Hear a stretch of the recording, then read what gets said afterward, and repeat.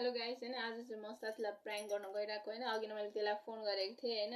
फोनै उठाएन क्या किनकि 4 घण्टा भएको रहेछ त्यो अफलाइन गएको अनि मैले WhatsApp मा नि कल गरेँ अनि मेसेन्जरमा नि कल गरेको थिएँ त्यसले उठाएन क्या अनि त्यसपछि अघि भर्खरै नम्बरमा फोन गरिरहेको थिएँ अनि भन्दै थिए कि के काम थियो त्यो भन्न त अनि त अहिले काममा हो भनेको थिएँ मैले अनि त्यसपछि हैन अब घर जाँदैछु अरे अनि अबे जल्दी बोल कल सुबह पनवेल निकलना है त्यसपछि ल घर पुगेर मेसेज गरे भनेको थिएँ हैन अब त्यसको मेसेज आइसक्यो हैन कस्तो प्राङ्क भन्नुहुन्छ भने काम पनि छैन हेर अब बोयफ्रेन्ड पटाएर अनि पहिला जाने प्राङ्क बनाउँछ हैन नहाँसी गर्नु भन्यो भने मान्छेले पताउँछ कि पताउँदैन किनकि म झुट बोल्दिनँ नि त अनि यसलाई चाहिँ अब के लाग्छ है कौन है लोग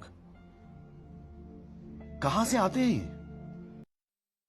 सुनौँ है कल गइरहेछ उठाएपछि यस्तो बबाल प्राङ्क हान्दैछु क्या म यस्तो बबाल कल गइरहेछ तो चलिए शुरू करते हैं। हेलो कस्तो आवाजै आएन हौ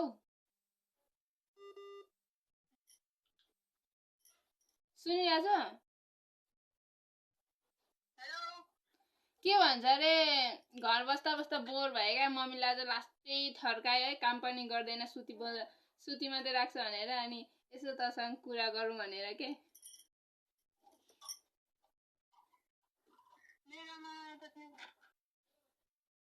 भनेको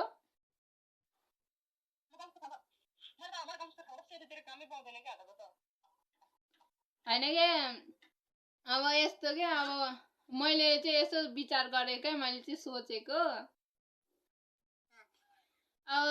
बोयफ्रेन्ड बनाएर बोयफ्रेन्डसँग बिहे गरेपछि काम पनि गर्नु पर्दैन घरमै बसी बसी खान पाइन्छ भनेर सोचेको अब बोयफ्रेन्ड चाहिँ कसलाई बनाउने हो त्यो थाहा छैन अच्छा हमको सिखा रिया है त मलाई बोयफ्रेन्ड खोजिदिने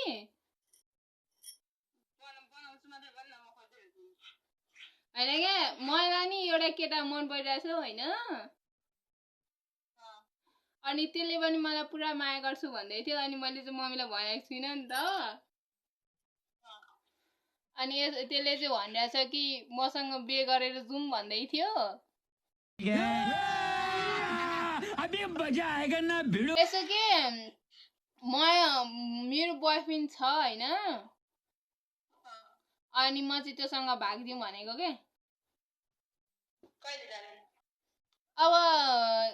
निधि खोजी गर्नु पर्यो नि त अनि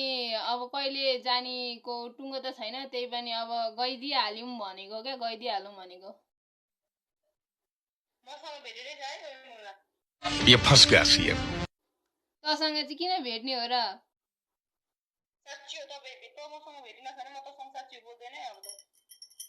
अनि पहिला गएको मान्छे थोरै न भेट्छन् होला त होइन अनि त पहिला गइसकेपछि त फोनमा भेट्न पाउँदैन नि त किनभने त के अरे त यतापट्टिबाट हुन्छ सनीपछि म पुरा अब त तेरो मनसँग नआएसम्म मसँग भेट्न पाउँदैन नि मेरै गाउँको मान्छे झन् त अब पहिला गएको मान्छे कहिले भेटिन्छ अब भाग्नेको निदो भइसक्यो नि त अनि भागिसकेपछि अब मम्मी यहीले त त्यतिखेर म तँलाई फोन गरौँला नि त यतिखेर भाग्छु भनेर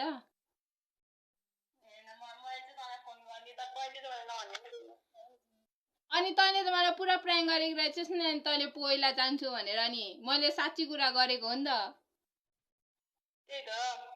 एक दिन भेटेर कुरा हामी एक दिन चाहिँ भेट्नु पर्छ त्यसपछि अनि जाँदा भन्नु खोजेको मान्छे अब त कहिले भेट्न आउने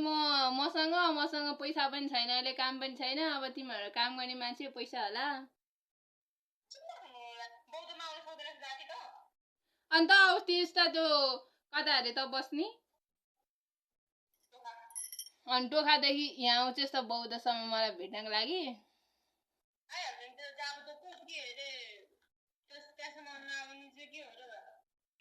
कोई तरीका है भीख मांगने का